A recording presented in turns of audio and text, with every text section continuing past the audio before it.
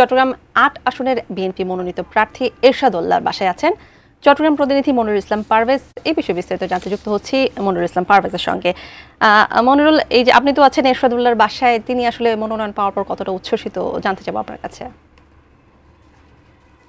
237টি আসনের মধ্যে চট্টগ্রামে যে 16টি আসন রয়েছে তার মধ্যে আমরা দেখতে পেয়েছি 6টি আসনে ডিক্লেয়ার করা হয়নি, আর 10টি আসনে ডিক্লেয়ার করা হয়েছে। তার মধ্যে একটি আসন চট্টগ্রাম বোয়ালখালীর যে 8 আসনটি, আমি এখন সেখানে রয়েছি। সেই আসনটিতে যখনই ডিক্লেয়ার করা হয়েছে সকাল থেকে আমরা দেখেছি, ওটা রাত থেকেই ছিল, প্রচুর নেতাকর্মীর যে ভিড়, সবাই এসছেন, কোলাগুলি করছেন, অর্থাৎ মত বিনিময় করছেন এবং সবাই প্রত্যাশা করছেন যে বিএনপি মনোনীত এই প্রার্থী অনায়াসে জয়লাভ করবেন। তবে বোয়ালখালীর একটি দুঃখ, এটাই আমরা কয়েকটি মন্ত্রীকে দেখেছি, সেটি একসময় মনিরুদ্দিন খান বাদল ছিল, এরপরে আওয়ামী লীগের সময়ও অনেকগুলো এমপি ছিল, কিন্তু বোয়ালখালীর সেই দুঃখ সেটি কিন্তু কোনোভাবেই কিন্তু শেষ হয়নি। অর্থাৎ সবার একটি দাবি ছিল যে বোয়ালখালীবাসীর জন্য যে কালুঘাট সেতু, সেটি কিন্তু এখন পর্যন্ত কোনো এমপির এটি সমাপ্ত করতে পারেনি।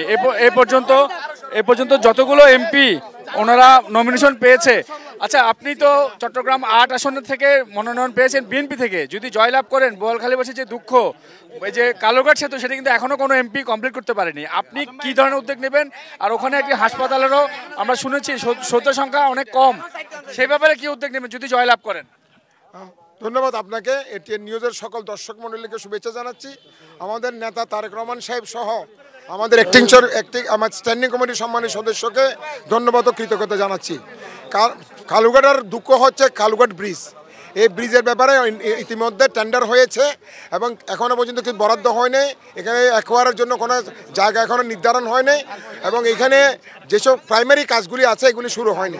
আমাদের দায়িত্ব থাকবে প্রথমে এই কালুঘাট ব্রিজের কাজ শুরু করার ব্যাপারে যেগুলি জটিলতা আছে, যেগুলি বটলনেক আছে, সেগুলিকে দূর করে অতি সত্বর এটাকে শুরু করার ব্যবস্থা আমরা করব।